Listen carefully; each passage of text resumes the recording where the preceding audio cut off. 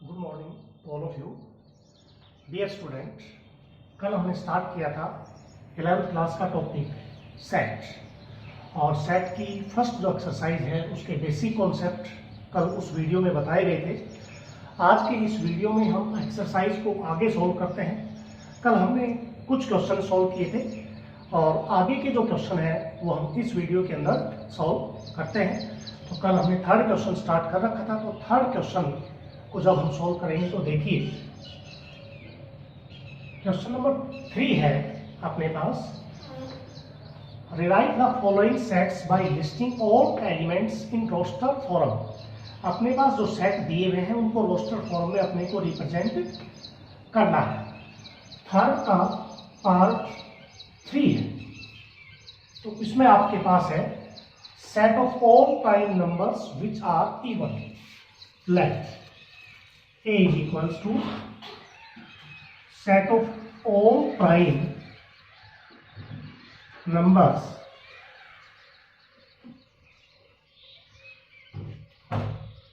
which are even.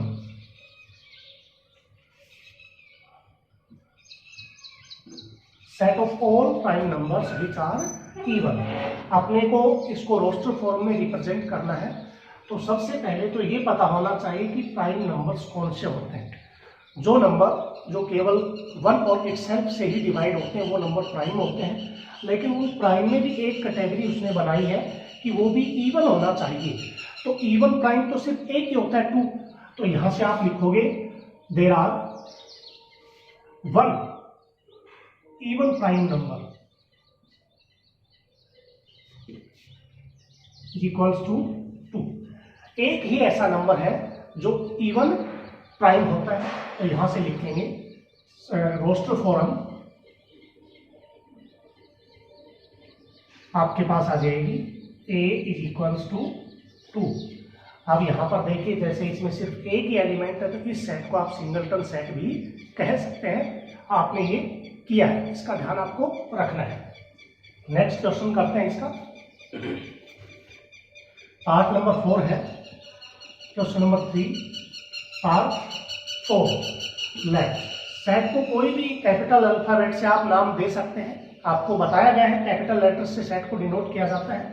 तो अपने पास set है बी, वो आप अपनी मर्जी से दे सकते हैं। X such that x square is equals to 4 और एक्स इज इक्वल्स टू 3। अब यहाँ पर एक्स सच दैट, इसका मतलब यहाँ से जो एक्स कंटेन करेगा वही सेट बी के अंदर आना चाहिए। अब अपने पास दो कंडीशन दी हुई है कि एक्स स्क्वायर 4 भी होना चाहिए और एक्स 3 भी होना चाहिए, यानी कि एक्स एक वैसी वैल्यू है जो इन दोनों को सेटिस्फाई करे। तो इन दोनों को सेटिस्फाई करने वाली तो कोई वैल्यू नहीं है, क्योंकि इसको तो सेटिस्फाई 2 और -2 ही करता है। जबकि यहाँ अगर 2 और -2 रखोगे तो 2 3 के इक्वल नहीं हो सकता और -2 भी 3 के इक्वल नहीं हो सकता। दैट मीन्स इसके अंदर कौन सा एक्स होगा? 5। कोई एलिमेंट नहीं है तो क्या होना चाहिए? 5। तो यहां से आप लिखोगे now x equals to 3 does not satisfy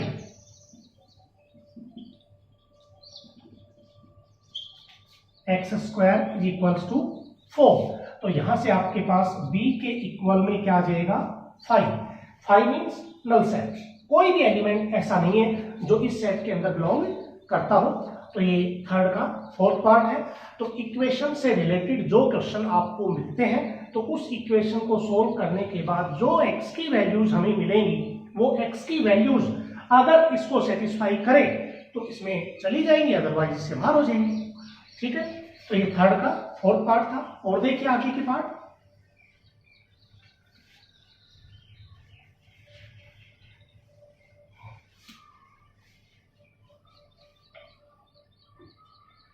next part है इसका क्वेश्चन नंबर 3 और 6 पार्ट है। लेट सी सेट हम नाम देते हैं इसको x such that x is an integer, यानी कि x belongs to z। x एक इंटीजर है और इक्वेशन है 6x square plus 5x minus 4 is equals to 0। तो आपको क्या करना है यहां से कि x एक इंटीजर भी है और x इंटीजर कौन सा, जो इस क्वाड्रेटिक इक्वेशन से हमें मिलेगा। तो क्वाड्रेटिक इक्वेशन है नाउ 6x² + 5x - 4 = 0। तो यहां से फैक्टर हम इसके बनाते हैं, तो 6 और 4 की प्रोडक्ट कितनी होगी, -24। तो -24 के ऐसे फैक्टर जिसकी वैल्यू +5 है, तो ये आ जाएगा अपने पास +8 × -3। तो 8 - 3 कितना हो जाएगा, 5।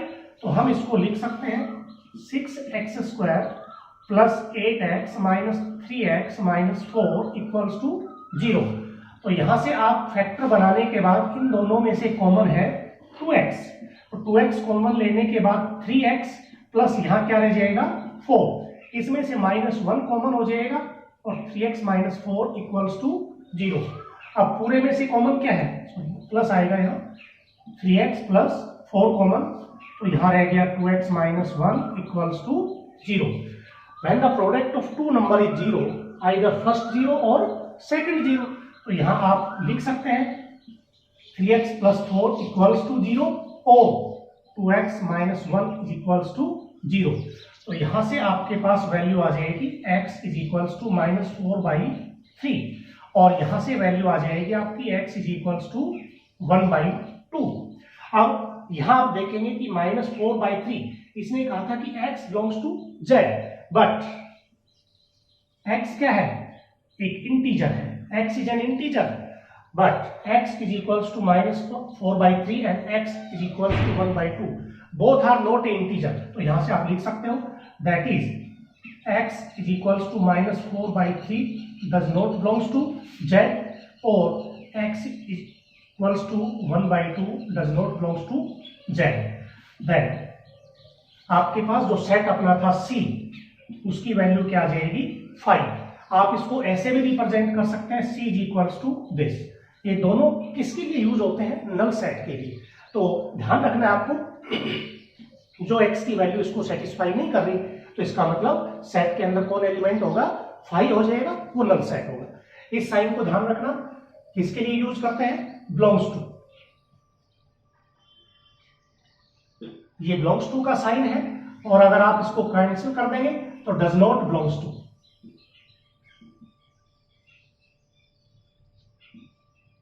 दोनों साइंस का जब भी यूज करें तो आपको पता होना चाहिए, इसका मतलब है कि x अगर बिलोंग्स टू आपने a लिखा है तो x किसके अंदर है, a के अंदर है। ठीक है, अब आगे की क्वेश्चंस आप खुद सोल्व करके देखेंगे, कोई प्रॉब्लम होती है तो बताइए।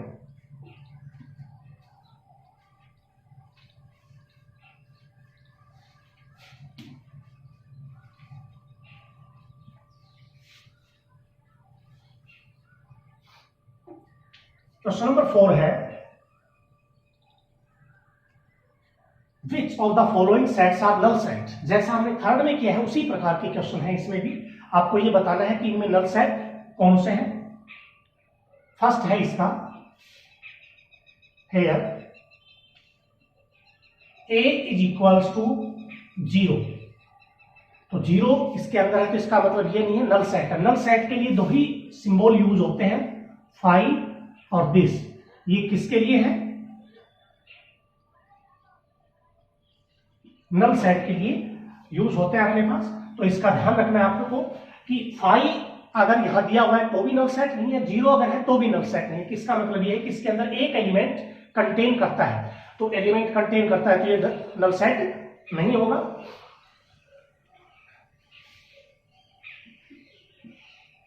विच is not a null set. और पार्ट है इसका, थर्ड है लेफ्ट सेट को कोई भी नाम आप दे सकते हैं, इसमें दिया हुआ है तो हेयर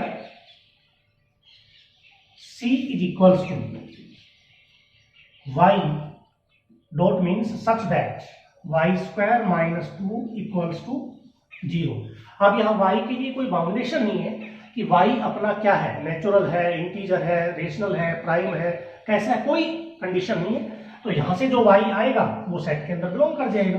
तो यहां से आप लिख सकते हो इसमें now y² = 2, y² - 2 = 0 y square is equals to क्या आ जाएगा, 2 आ जाएगा इसमें। तो y इक्वल्स टू, यहां से स्क्वायर हटाते हैं तो उधर क्या लगेगा, स्क्वायर रूट, और इसकी वैल्यू क्या हो जाएगी, प्लस और minus.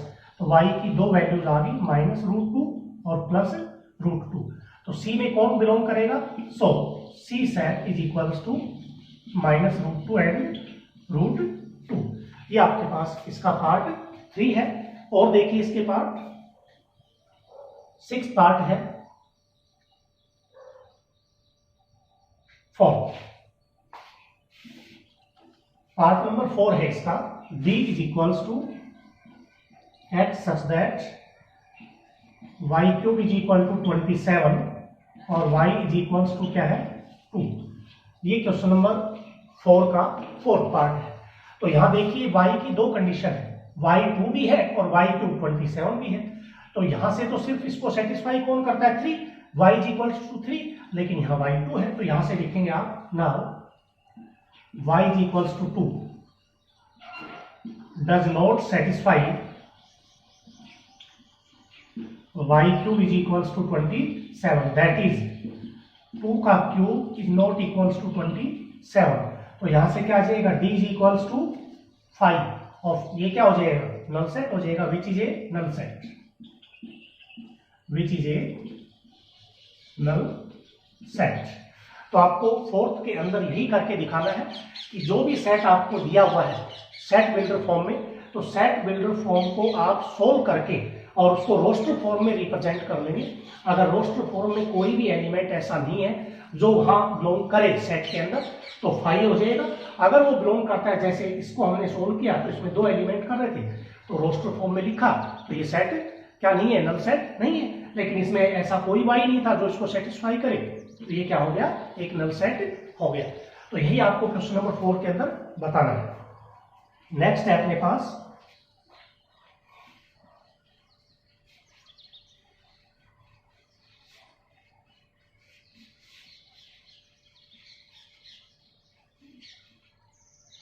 Question number 5। State whether the following sets are finite और इनफाइनाइट। आपको ये बताना है 5 के अंदर कि हमारा कौन सा सेट फाइनाइट है, कौन सा सेट इनफाइनाइट है। तो जैसा कि मैंने डेफिनेशन में बताया था आपको, a set containing finite number of elements then the set is a finite, and a set containing infinite number of elements the set is infinite. तो सिंपल क्वेश्चन है, सीधा सीधा आपको करना है कि जिस सेट के अंदर जो एलिमेंट्स की संख्या है वो काउंटेबल है तो फाइनाइट है, और जो काउंटेबल नहीं है तो वो इनफाइनाइट है।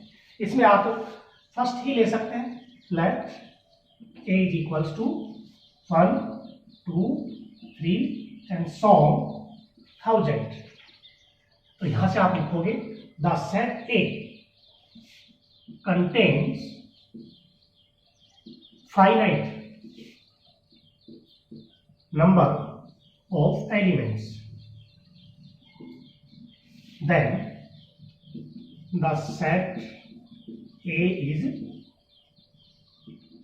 finite। तो आपको 5th क्वेश्चन के अंदर यही करके दिखाना है सभी में कि अगर आपके पास एलिमेंट्स जो है फाइनाइट है तो फाइनाइट सेट होगा, और इनफाइनाइट है तो इनफाइनाइट सेट होगा। या आप खुद करके देखेंगे, कोई प्रॉब्लम हो बता सकते हैं। क्वेश्चन नंबर 6 है, in the following sets whether A equals to B। हमारे पास फर्स्ट पार्ट है इसका, here A is equals to 4 8 12 16 and B is equals to 8 4 16 8। Equal और इक्विवेलेंट ये दो चीजें आपको बताई गई थी। इक्वल सेट के अंदर मैंने आपको बताया था every element of A is an element of B and every element of B is an element of A। Equal का मतलब ये नहीं है कि इसमें अगर 4 एलिमेंट है तो इसमें भी 4 ही होने चाहिए। इक्वल सेट्स के अंदर क्या होता था, equal sets X belongs to A then X belongs to B and X belongs to B then X belongs to A। यानी कि A के अंदर जो एलिमेंट है वो B में होने चाहिए और बी के अंदर जो एलिमेंट है वो ए में होने चाहिए। तो इसका मतलब ये था कि वो सेट आपके पास क्या है, इक्वल है। और इक्विवेलेंट, इक्विवेलेंट में क्या था, इक्विवेलेंट सेट्स का मतलब होता था number of elements of A is equals to number of elements of B. तो अगर ए के नंबर ऑफ एलिमेंट्स और बी के नंबर ऑफ एलिमेंट्स सेम है काउंटिंग में, तो वो इक्विवेलेंट है, यानी कि यहाँ 4 एलिमेंट है या 4 एलिमेंट है, तो ये इक्विवेलेंट तो है, लेकिन इक्वल है या नहीं है वो चेक करेंगे।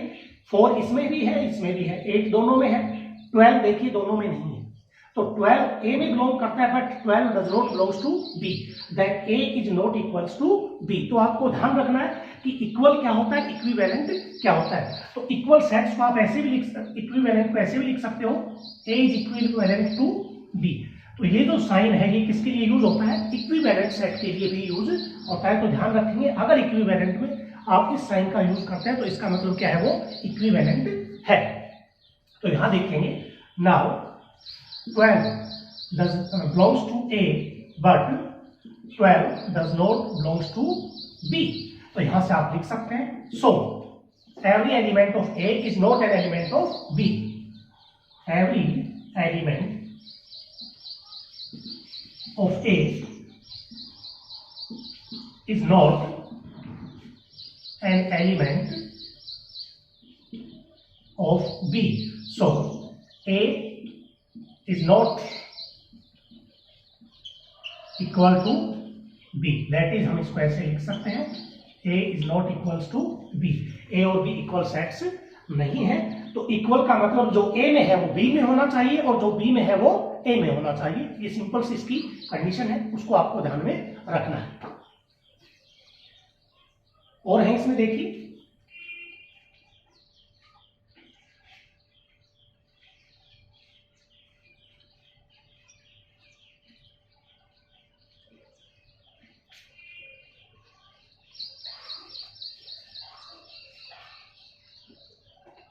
नेक्स्ट क्वेश्चन लेते हैं, इसका थर्ड पार्ट है, hair a is equals to x such that x minus 5 equals to 0। a set है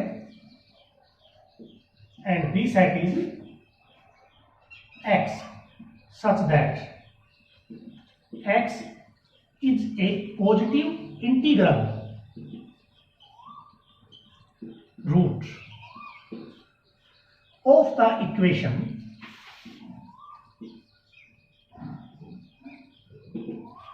is x square minus 2x minus 15 equals to 0।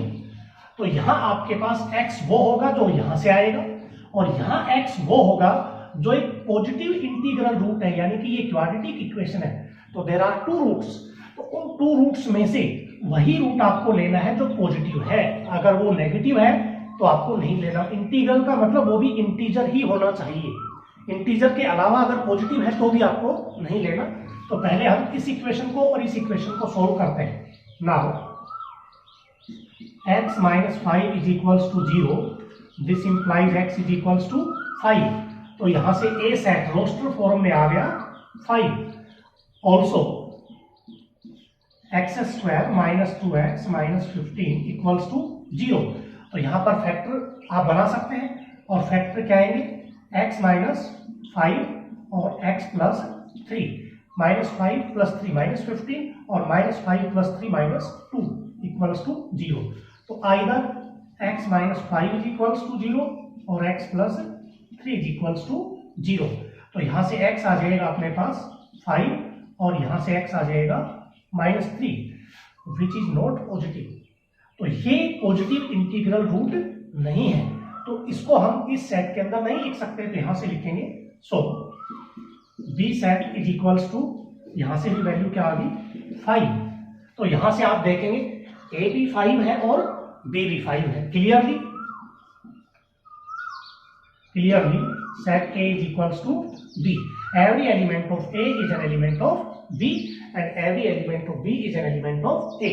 Then A is equals to B। तो question number 6 के अंदर आपको इसी प्रकार से जो 2 सेट दिए हुए होंगे दोनों को रोस्टर फॉर्म में लिखना है और रोस्टर फॉर्म में लिखने के बाद दोनों को कंपेयर करेंगे कि ए के और बी के जो एलिमेंट है वो सेम है या नहीं है। अगर सेम है तो इक्वल है, नहीं है तो इक्वल नहीं है।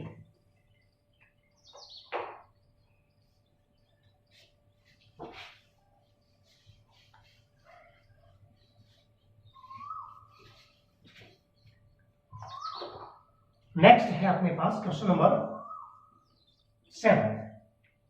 तो 7 में which of the following sets are equal sets, इसमें भी यही बताना है अपने को कि इक्वल सेट कौन से हैं, नहीं है। तो इसका पहला पार्ट है, पहले पार्ट में सेट अपने पास है ए बी सी, दूसरे में अपने पास है सी ए बी ए, नेक्स्ट में है बी ए सी बी, और ये है अपने पास सी ए बी सी और सी। तो देखिए इसमें एलिमेंट ए बी सी, इसमें भी ए बी सी है, इसमें भी ए बी सी है, इसमें भी ए बी सी है। एक एलिमेंट अगर दो बार लिखा हुआ है इसका मतलब ये नहीं कि वो इक्वल नहीं है। इक्वलिटी के अंदर अपने को क्या देखना है, जो इसमें है वो इसमें होने चाहिए और जो इस सेट में बिलोंग करते हैं वो इसमें बिलोंग करने चाहिए। तो इन सभी सेट्स के अंदर जो एलिमेंट है वो सेम ही है, सब में ए बी सी यूज हो रहा है, तो all the sets are equal sets. तो इसमें क्या लिखेंगे, all the sets are equal sets. और इसका जो सेकंड पार्ट है उसमें आप नेम भी दे सकते हैं सेट का। लेट ए ले लिया आपने 1 2 3 एंड बी सेट हमने ले लिया x such that x square minus 2x plus 1 is equals to 0। उसके बाद है C set 3 2 1 and B set है x such that x cube minus 6x square plus 11x minus 6 is equals to 0। तो यहां से आपको बताना है कि इनमें से इक्वल सेट कौन से है और कौन से नहीं है। तो यहाँ एक तो ऑलरेडी रोस्टर फॉर्म में है, सोल्व करने की आवश्यकता नहीं है। इसको आप सोल्व करेंगे, now x square minus 2x plus 1 equals to 0। तो यहाँ से जो आपके फैक्टर बनेंगे वो क्या आ जाएंगे, x माइनस 1 का होल स्क्वायर। तो इसके तो दोनों फैक्टर क्या होंगे, 1 ही होंगे। तो यहाँ आप क्या लिख सकते हो, x इज इक्वल्स टू 1। तो आपका b सेट हो गया b इज इक्वल्स टू 1।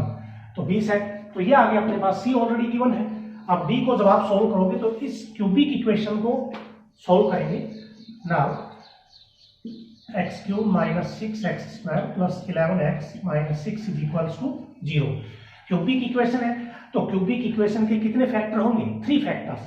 तो 3 फैक्टर सोल्व करने के लिए एक फैक्टर आप कैसे फाइंड आउट करते थे, यहाँ से x की वैल्यू हम सब्सटीट्यूट करते थे, कोई भी x की वैल्यू 1 2 3 जो इसको सेटिस्फाई करेगा, यानी कि लेफ्ट और राइट को इक्वल प्रूव कर देगा, वो इसका एक रूट है।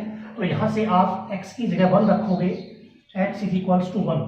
तो 1 माइनस 6 प्लस 11 माइनस 6, तो 0 इज इक्वल्स टू 0। तो x इज इक्वल टू 1 इसका एक रूट है, तो x minus 1 is equals to 0 इसका एक फैक्टर हो गया। तो अदर फैक्टर निकालने के लिए हम डिवाइड करते हैं, x cube minus 6x square plus 11x minus 6 को डिवाइड करेंगे x माइनस 1 से। तो एक्स क्यूब बाई एक्स किससे डिवाइड हो जाएगा, एक्स स्क्वायर से। तो मल्टीप्लाई करोगे x cube minus x square, तो यहाँ जाएगा माइनस, ये हो जाएगा प्लस, तो ये कैंसिल हो गया। Minus 6 plus 1 minus 5x square, next term है 11x। अब माइनस 5x को x से डिवाइड करेंगे तो यह जाएगा माइनस 5x, मल्टीप्लाई करेंगे minus 5x square plus 5x plus minus, ये कैंसिल, तो यह जाएगा 6x और नेक्स्ट टर्म है माइनस 6। अब ये चला जाएगा प्लस 6, फिर यह जाएगा 6x माइनस 6 माइनस प्लस, दोनों कैंसिल। तो यहाँ से इसके फैक्टर बन गए x माइनस 1 और एक आ जाएगा x square minus 5x plus 6 is equals to 0। तो यहाँ से x 1 आ जाएगा और यहाँ से x क्या क्या आएगा अपने पास, इसके दो फैक्टर बनेंगे, x माइनस 3 और x माइनस 2। तो एक आ जाएगा x2 और एक आ जाएगा x3। तो b सेट के अंदर कौन आएगा, 1 2 और 3।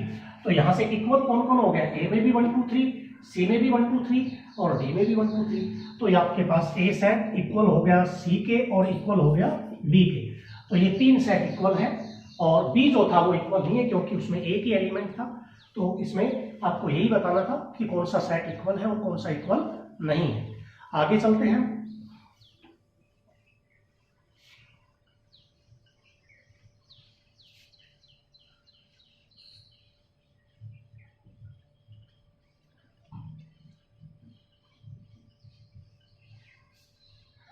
नेक्स्ट है अपने पास सबसेट, जो इसके बेसिक कॉन्सेप्ट है। नेक्स्ट अपने पास क्या है, सबसेट्स। सबसेट्स क्या होता है, कंसिडर कीजिए, let A and B be any two sets. A और बी यदि कोई दो सेट है, तो आपने अभी पीछे किया था, x अगर कोई एलिमेंट है a का, x अगर a में है, then x belongs to b. Every element of a is an element of b. तो इसका मतलब a is a subset of b. इसका सबसेट का जो सिंबल है वो इस साइन को हम सबसेट पढ़ेंगे, तो ये नोट कर लेना। सबसेट के लिए जो साइन यूज होगा वो ये होगा, ये सिंबल है सबसेट के लिए। लेकिन सबसेट के अंदर ध्यान रखना कि a के अंदर जो एलिमेंट है जो a में है, then x belongs to b। वो अगर b में भी है तो इसका मतलब a is a subset of b। तो यहां लिख सकते हैं a is a subset of b। इसका मतलब ये हुआ every element of A is an element of B. Then A is a subset of B. For example, E dot G. For example, A हम लेते हैं 1 2 3 और B हम लेते हैं 1 2 3 4 5। तो यहां आप क्लियरली देख सकते हैं कि जो A में है वो B में भी है। तो इसका मतलब A तो B का सबसेट है लेकिन B A का नहीं है। क्यों? B के सभी एलिमेंट A में नहीं है। तो यहां से आप देखेंगे clearly A is a subset of B, यानी कि A B का सबसेट है, but B is not a subset of A। B A का सबसेट नहीं है। सबसेट का अर्थ यही होता है कि जो A में है वो B में होना चाहिए। सिर्फ ये देखना है कि A B का सबसेट चेक करना है, तो A के अंदर कौन कौन है। अगर वो सभी B में है तो A B का सबसेट है। तो B में क्या है उससे हमें कोई मतलब नहीं होता। हमें तो ये देखना है कि अगर A B का सबसेट है तो कंप्लीट A B के अंदर होना चाहिए। तो इस चीज को आप क्लियर करेंगे कि A के सभी एलिमेंट B में है तो सबसेट, अदरवाइज वो नहीं है। तो यहां A is a subset of B। अगर इसको आप उल्टा रीड करें, ऑल्सो इसको हम रीड कर सकते हैं, ये है A is a subset of B। इसको हम ये रीड करते हैं। इसको हम ऐसे भी लिख सकते हैं इस साइन के रूप में। अगर इसमें लिखोगे तो आप रीड करोगे B is a superset of A। अगर आप इसको इस प्रकार से उल्टा साइन यूज करते हैं तो क्या लिख सकते हैं, B is a superset of A। तो सबसेट के अंदर ये था कि आपके पास कोई भी दो सेट है, तो कोई दो सेट के अंदर x अगर A में है, x कोई एनी एलिमेंट है, सेट के अंदर एलिमेंट होते हैं, x A में है, देन अगर वो x B में भी हो जाए तो A B का सबसेट है। उसके बाद हमने कुछ ये डेफिनेशन लिखी थी कि every element of A is an element of B, then A is a subset of B। तो यहां से ये एग्जांपल हमने लिया था, तो ये सबसेट के लिए था। तो आपको ध्यान में रखना है कि कौन से सबसेट होंगे, कौन से सबसेट नहीं होंगे। आगे देखिए, एक साइन ये और यूज होता है, इसका मतलब होता है इंप्लाइज्ड एंड इंप्लाइज्ड बाई, या इसको हम ये भी यूज कर देते हैं आई डबल एफ से। इसका मतलब होता है इफ एंड ओनली इफ। इसको और इसको एक ही बात है, इंप्लाइज्ड एंड इंप्लाइज्ड बाई, ये होता है डिस इंप्लाइज, और ये होता है इंप्लाइज्ड एंड इंप्लाइज्ड बाई। तो ध्यान रखना इसका। तो यहां से IFF का मतलब इफ एंड ओनली इफ, ठीक है। तो इस साइन का भी आपको ध्यान रखना है। जो नोटेशंस आती हैं वो नोटेशंस आप कॉपी में अपनी नोट करते हुए चलें, क्योंकि ये साइन आगे तक आपके यूज होंगे। नेक्स्ट है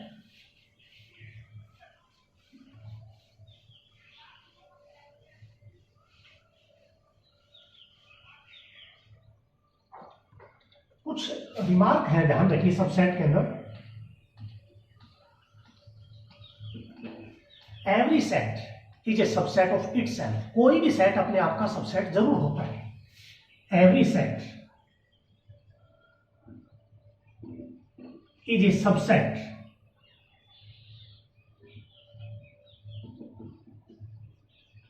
ऑफ इटसेल्फ। इसका क्या हुआ, कोई भी सेट अपने आप का सबसेट होता है। तो यहां से आप एग्जांपल लेते हैं कि A is a subset of A, लिख सकते हैं, क्योंकि A के सभी एलिमेंट A में तो बिलोंग करेंगे, सेम सेट है, तो हर सेट अपने आप का सबसेट जरूर होगा। एक तो ये रिमार्क आपको ध्यान रखना है।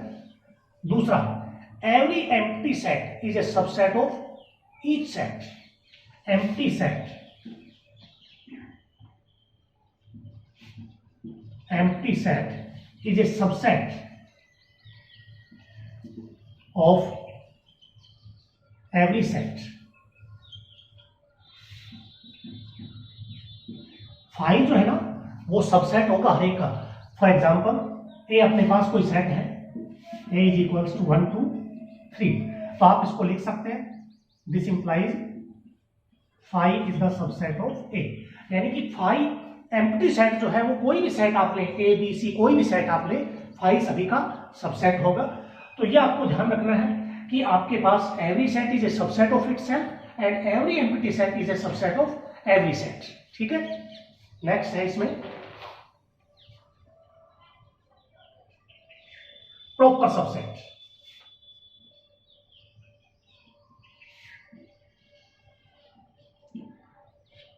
प्रॉपर सबसेट, इसका सिंबल है दिस साइन। ध्यान रखना, प्रॉपर सबसेट का जो सिंबल है वो ये है।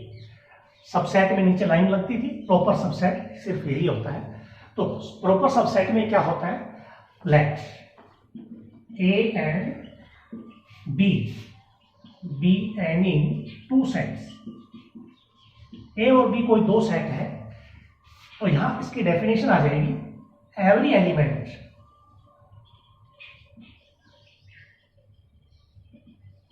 of A, every element of A is an element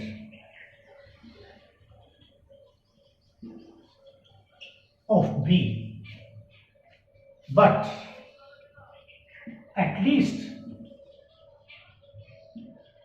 one element of B is not an element of A। ध्यान से देखना, ये कह रहा है कि every element of A is an element of B।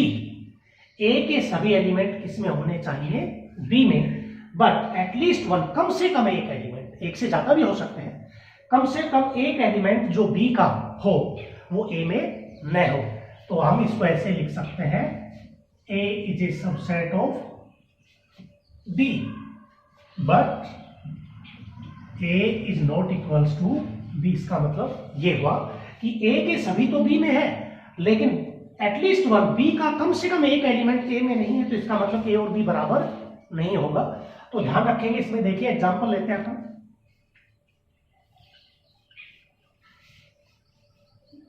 Example लेते हैं, let for example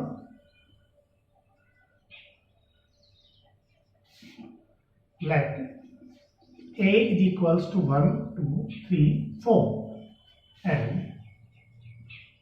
B is equals to 1 2 3 4 5 6। तो यहां से आप क्लियरली देखेंगे A सबसेट है किसका, B का, बट A और B इक्वल नहीं है। इक्वल सेट हम पढ़ चुके हैं, इक्वल का मतलब जो A में है वो B में, जो B में है वो A में, तब इक्वल होते हैं। तो यहां से आप देखेंगे A के सभी तो B में है, जैसा इसकी डेफिनेशन में था, every set element of A is an element of B, but at least 1 यानी कि 1 या 1 से ज्यादा। 5 और 6 बी में तो है लेकिन ए में नहीं है। इसका मतलब क्या है? This A is a proper subset of B. आप इसको ऐसे भी लिख सकते हैं, A is a proper subset of B. A आपके पास क्या है? प्रॉपर सबसेट है किसका? बी का। तो प्रॉपर सबसेट के अंदर ये आपको ध्यान रखना है। अब बात आती है इस साइन की। तो ये जो साइन है आपका, ये किसके लिए यूज होता है? प्रॉपर सबसेट के लिए। लेकिन क्या इसको सबसेट में यूज कर सकते हैं? ये सबसेट की कंडीशन को तो सेटिस्फाई कर रहा है। तो यहां से इस सेट को आप सबसेट में भी यूज करेंगे, इस साइन को, सॉरी सेट में। सी जो सिंबल आपको, ये सी के रूप में जो सिंबल आपको दिख रहा है, ये जो सिंबल है ये किसके लिए यूज होगा? सबसेट के लिए भी यूज होगा। Is also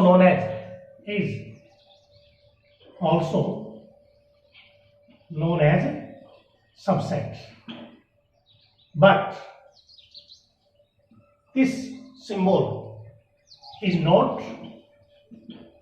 a subset, proper subset.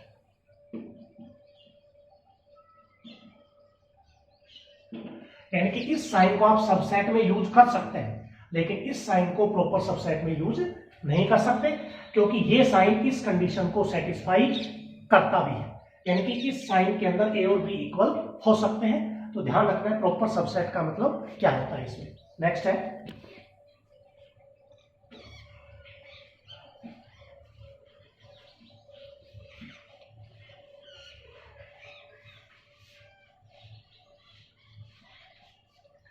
आगे चलते हैं अपन। आगे आता है अपने पास इंटरवल्स।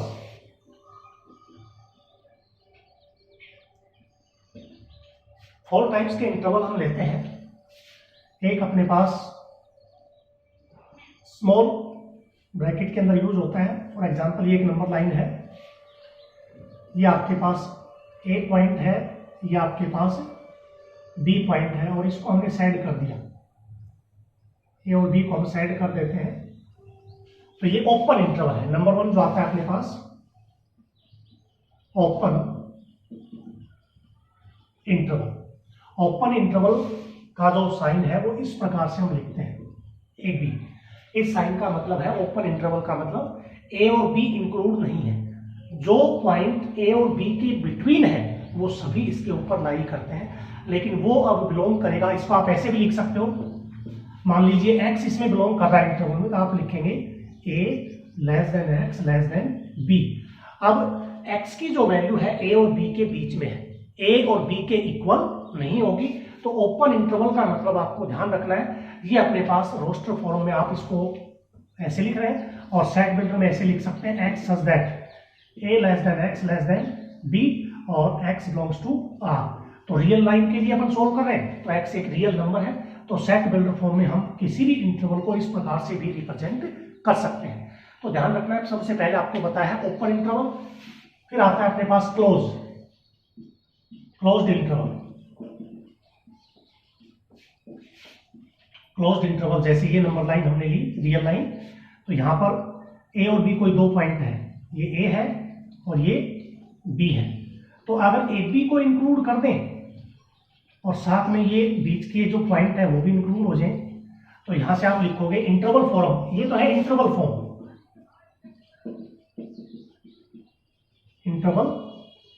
फॉर्म और ये आपके पास क्या है? Set builder form.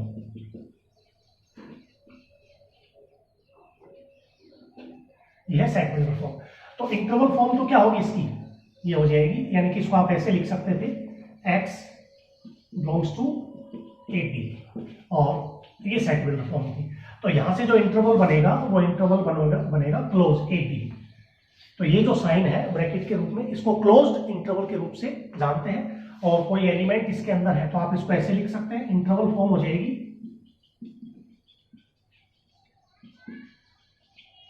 Interval form तो ऐसे हो जाएगा, x belongs to closed interval A B. तो इसका मतलब इस इंटरवल के अंदर ए और बी दोनों है और उसके अलावा बीच के एलिमेंट भी साइन है, यूज है। तो यहां आप एक चीज देखेंगे, अगर इस ब्रैकेट में आपने ए बी लिखा तो ये जो साइन है कर्ली ब्रैकेट, ये यूज होता है इसके लिए, सेट के लिए। तो यहाँ इस ब्रैकेट के अंदर जो एलिमेंट है उससे अपना अर्थ सिर्फ इतना ही है कि ए और बी से, उसके अलावा और कोई नहीं। लेकिन जब इन ब्रैकेट्स के अंदर हम एलिमेंट्स को यूज करते हैं तो आपको ध्यान रखना है कि कोई भी एलिमेंट इसके अंदर यदि है तो इस ओपन का मतलब वो ए और बी के बीच में है।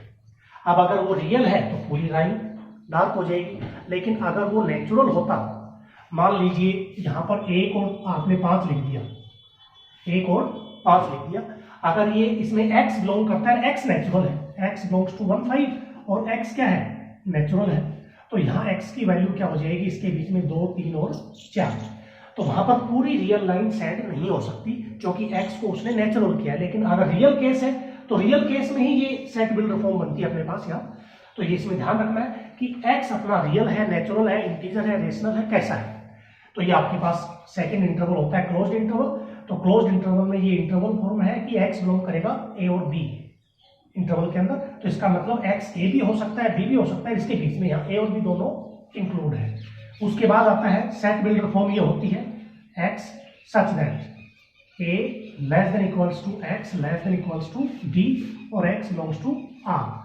तो जब एक्सरसाइज में आप क्वेश्चन सोल्व करेंगे तो दो प्रकार के क्वेश्चन आएंगे, एक तो इंटरवल फॉर्म में क्रिएट करना और एक सेट बिल्डर फॉर्म में क्रिएट करना।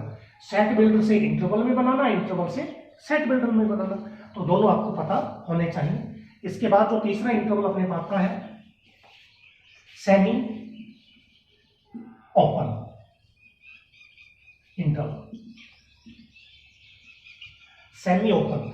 तो सेमी ओपन इंटरवल क्या होता है, देखो ये एक रियल लाइन है, तो ये आपके पास एक पॉइंट हो गया ए और ये पॉइंट हो गया बी। तो अगर ए और बी की बात करें सेमी ओपन, यानी कि एक तरफ से वो खुला रहेगा, एक तरफ से वो बंद रहेगा, ऐसे ए बी सेमी ओपन। अगर यहां से ओपन है, इंटरवल लगा हुआ है, तो इसको नाम देंगे सेमी ओपन और इसकी इंटरवल फॉर्म आ जाएगी x belongs to a b, इधर से क्लोज होगा तो ये b तो इंक्लूड हो जाएगा, सॉरी हाँ b इंक्लूड हो जाएगा और a इंक्लूड नहीं होगा, यानी कि b के साथ साथ ये बीच के पॉइंट बीच में आ जाएंगे। तो इंटरवल फॉर्म तो ये होगी और इसकी जो सेट बिल्डर फॉर्म है वो बनेगी x such that x less then a और लेस देन इक्वल्स टू, इसको बोलते हैं लेस देन, और ये हो जाएगा लेस देन और इक्वल टू, ये आ जाएगा b और यहां से x बिलोंग्स टू r। तो अपना थर्ड आया है इसमें सेमी ओपन इंटरवल। इसके बाद आता है fourth semi closed, semi closed. तो सेमी क्लोज्ड में क्या हो जाएगा अपने पास,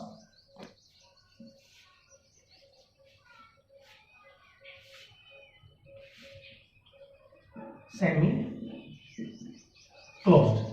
तो सेमी क्लोज्ड के अंदर ये कोई रियल लाइन है, इसमें ये ए पॉइंट हो गया और ये बी पॉइंट हो गया। तो अगर ए इंक्लूड कर दें, बी को इंक्लूड ना करें, तो यहां से आप लिखोगे x belongs to A B. अब इधर से क्लोज हो गया, इधर से ओपन हो गया, तो इसका मतलब ए तो शामिल है लेकिन बी इंक्लूड नहीं है। तो ये तो होगी अपने पास इंटरवल फॉर्म और सेट बिल्डर फॉर्म हो जाएगी x such that x less than equals to a और लेस देन b और x बिलोंग्स टू क्या हो जाएगा r। तो चार तरीके के ये इंटरवल आपने पढ़े हैं। किसी भी इंटरवल को सेट बिल्डर में लिखना, सेट बिल्डर से इंटरवल फॉर्म में लिखना, ये आपको पता होना चाहिए। और ये ध्यान रखना है कि ये क्लोज का जो साइन है, ये जब लगता है तो उसके साथ इक्वल का साइन भी लगेगा, और जब ओपन लगता है तो सिर्फ लेस देन और ग्रेटर देन ही यूज होते हैं। तो इसका ध्यान रखना, चार प्रकार के इंटरवल हैं और इन इंटरवल्स को आपको करना है। क्वेश्चन भी आएंगे अपने पास। इसका नेक्स्ट जो बेसिक कॉन्सेप्ट है वो देखिए,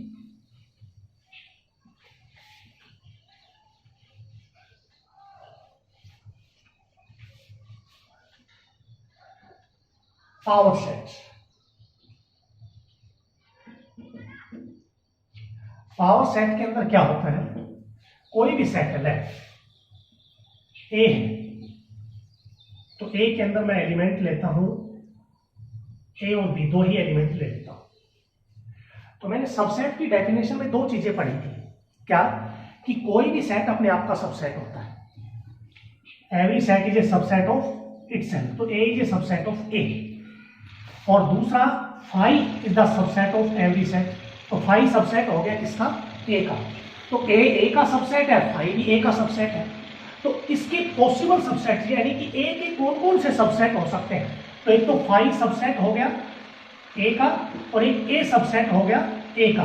ए का आप ऐसे लिख सकते हैं, यहां से एक सेट बनाएंगे ए, तो ये भी सबसेट होगा किसका, ए का, और बी भी सबसेट होगा किसका, ए का। तो अपने को पावर सेट के अंदर क्या देखना है, इसको डिनोट हम करेंगे पीए से। पीए का मतलब क्या रीड करेंगे, पावर सेट ऑफ ए। तो पावर सेट्स के अंदर आपको क्या करना है, यही चेक करना है कि इस ए के कौन कौन से ऐसे सेट हैं जो सबसेट हो सकते हैं, ऑल पॉसिबल सबसेट्स। इसका मतलब क्या है, all the possible subsets of A, all the possible subsets of A, यानी कि इस ए के कौन कौन से सबसेट में, एक तो 5 हो गया, एक ए सेट है वो हो गया, एक बी सेट है वो हो गया, और एक खुद हो गया ए बी। तो आप देखेंगे 5 भी इसका सबसेट है, ए भी इसका सबसेट है, बी भी इसका सबसेट है, और ए बी भी इसका सबसेट है। सबसेट का मतलब इसके सभी एलिमेंट इसमें होने चाहिए ए सेट में, ए बी इसमें है। तो कोई भी पावर सेट जब आप रीड करेंगे उसको पीए से डिनोट करेंगे। पहली बात पावर सेट ये इसका मतलब भी। दूसरी बात ये ध्यान रखना है कि पावर सेट लिखते टाइम आपको ये पता होना चाहिए कि पावर सेट का मतलब होता है एक ऐसी लिस्ट बनानी है जो इस ए के सभी subset, list of all possible subsets. तो इस प्रकार से, और इसका फॉर्मूला है 2 की पावर m। कितने पावर सेट्स होंगे, कितने पॉसिबल सबसेट्स होंगे, number of possible subsets, number of possible subsets का मतलब होता है 2 की पावर m। n भी कर सकते हैं 2 की पावर m। n का मतलब क्या है, n is equals to number of elements, number of elements in the set. Set के अंदर जो एलिमेंट्स की संख्या है, जैसे यहां n कितना है 2, नंबर ऑफ एलिमेंट्स, तो इसके कितने सबसेट हुए, 2 की पावर 2 4, तो वही 4 सबसेट्स अपने पास आए हैं। तो ध्यान रखना है जब भी पावर सेट लिखेंगे तो एक तो ये पता होना चाहिए कि नंबर ऑफ एलिमेंट्स सेट में कितने हैं और उसके कितने पॉसिबल सबसेट होंगे 2 की पावर n। और भी आप इसमें एग्जांपल ले सकते हैं, वो एक्सरसाइज में हम करेंगे। उसके बाद है यूनिवर्सल सेट।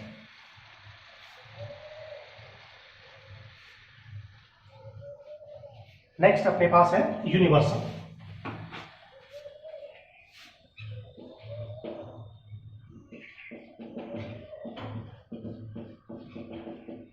यूनिवर्सल सेट क्या होता है, वह all the sets under consideration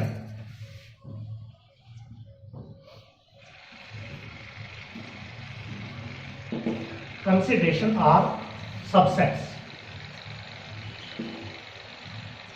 of a larger set, of a larger set.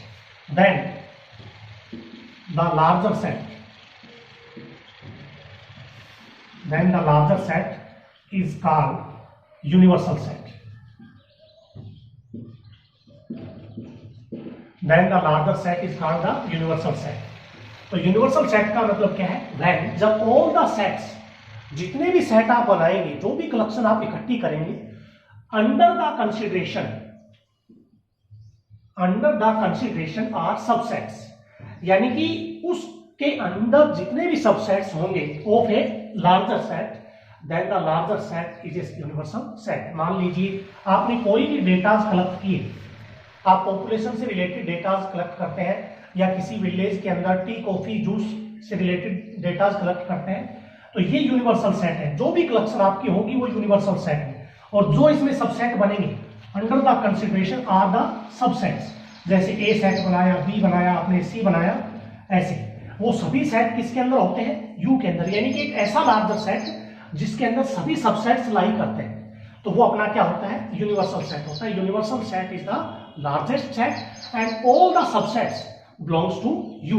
You का मतलब हम क्या पढ़ेंगे, यूनिवर्सल सेट। जो कैपिटल यू हम यूज करेंगे सेट्स के अंदर, वो अपना क्या होगा, यूनिवर्सल सेट। फिर इसमें लास्ट आपके पास एक टॉपिक आता है कंपेरेबल। कंपेरेबल सेट होता है अपने पास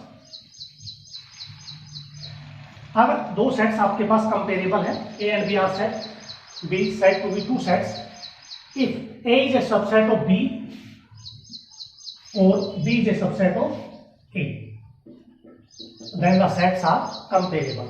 अगर ए बी का सबसेट हो और बी ए का सबसेट हो तो हम लिख सकते हैं A and B are comparable. ये मैंने सेकंड जो एक्सरसाइज है उसके सभी बेसिक कॉन्सेप्ट आपको बताए हैं। ये सारे बेसिक कॉन्सेप्ट आप अपनी फेयर नोटबुक के अंदर लिखेंगे, मेंशन करेंगे, कॉन्सेप्ट कॉपी के अंदर आप बनाएंगे। उसके बाद जो एक्सरसाइज है वो नेक्स्ट वीडियो में हम सॉल्व करेंगे। आप अपने लेवल पर रफ नोटबुक में सॉल्व कर सकते हैं, कोई प्रॉब्लम आती है तो पूछ सकते हैं। आज के लिए यही।